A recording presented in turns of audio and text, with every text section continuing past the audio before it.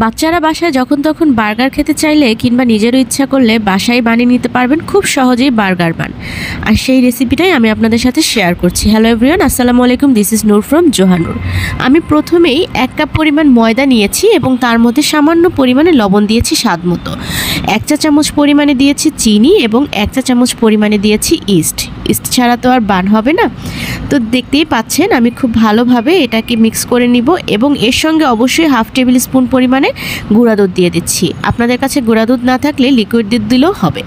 এরপরে আমি এখানে 1 টেবিল চামচ পরিমাণে রান্নার তেল বা সয়াবিন তেল দিয়ে দিচ্ছি এবং খুব ভালো করে ময়ান দিয়ে দিচ্ছি। আমি আগেই একটা ডিমকে ফেটিয়ে রেখেছিলাম, সেখান থেকে আমি হাফ দিয়ে দিব। যেহেতু আমি 1 কাপ ময়দা দিয়েছি তাই আমি হাফ ডিম দিচ্ছি। ডিমটা দিলে বার্গারের বানটা আরও সফট হয়। আর আজকের বার্গার বানটা আমি ফ্রাই করব, মানে তেলে ফ্রাই করব, বেকড করব না। তো আমি কিন্তু এই বার্গার বানের যে ডোটা, এটা কিন্তু খুবই সফট তৈরি করব, তাহলে বানটা অনেক সফট এবং স্পঞ্জি হয়, খেতে ভীষণ ভালো লাগে। ডোটাকে এখন আমি তৈরি করব কুসুম গরম পানি অথবা লিকুইড মিল্ক দিয়ে। কুসুম গরম অথবা লিকুইড যে দুধটা, সেটাও কিন্তু কুসুম গরম থাকতে হবে, যেন আপনি আঙুল চুবাতে পারেন এরকম পরিমাণে।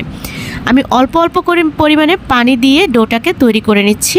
হাত দিয়ে খুব ভালো করে মথে মথে মেখে নিচ্ছি। দেখতেই পাচ্ছেন একবারে সব পানি দেওয়া যাবে না, আর অবশ্যই কিন্তু ডোটা একটু নরমই হবে। তো দেখতেই পাচ্ছেন আপনারা আমি কিভাবে করছি কাজটা। আর এখানে আমার ডোটা রেডি করা হয়ে গেছে। এখন আমি এখানে তেল মেখে তারপরে একটা বড় পাত্রে এটাকে ঢেকে রাখবো। তো দেখতেই পাচ্ছেন আমি ভালো করে আবার বেশি করে একটু তেল দিয়ে তারপর এটাকে ঢেকে দিলাম 2 ঘন্টার জন্য। হাতে সময় না থাকলে 1 ঘন্টা রাখলেই হবে। এটা 1 ঘন্টা পরে দেখছেন কি সুন্দর ফুলে উঠেছে। আমি এখানে আঙুল দিয়ে একটু প্রেস করে নিলাম, ভিতরের বাবলসটা বের করে নিয়েছি। এখন এটাকে খুব ভালো করে মথে নিব। আমি এখান থেকে মাত্র 2টা বান বানাবো, আর বাকিগুলো দিয়ে আমি ছোট ছোট লেচি কেটে রেখে দিব অন্য কাজের জন্য, মানে আমি এখানে নান লুচি বানাবো। তো দেখতেই পাচ্ছেন আমি খুব ভালো করে আবারও এটাকে মথে নিচ্ছি। ভালো করে মথা হয়ে গেছে। আমি এখান থেকে 2টা বানের জন্য লেচি নিয়ে নিচ্ছি এবং হাত দিয়ে খুব সুন্দর করে বানের শেপ করে নিচ্ছি। আর এটাকে শেপ করা হয়ে গেলে 5 মিনিটের জন্য আবার ওটাকে আমি রেখে দেব। 5 থেকে 10 মিনিটের জন্য রেখে দিলেই এটা যথেষ্ট। ততক্ষণে আমি চুলায় তেল দিয়ে দিব এবং তেলটা খুব ভালো করে গরম হলে তার মধ্যে এই বানটাকে ছেড়ে দিতে হবে। তেলটা যদি খুব ভালো করে গরম করে দেয়া হয় তাহলে বানটা সঙ্গে সঙ্গে ফুলে ওঠে। তো দেখতেই পাচ্ছেন আমি গরম তেলের মধ্যে এটাকে ছেড়ে দিয়েছি এবং বানটা কিভাবে ফুলে উঠছে।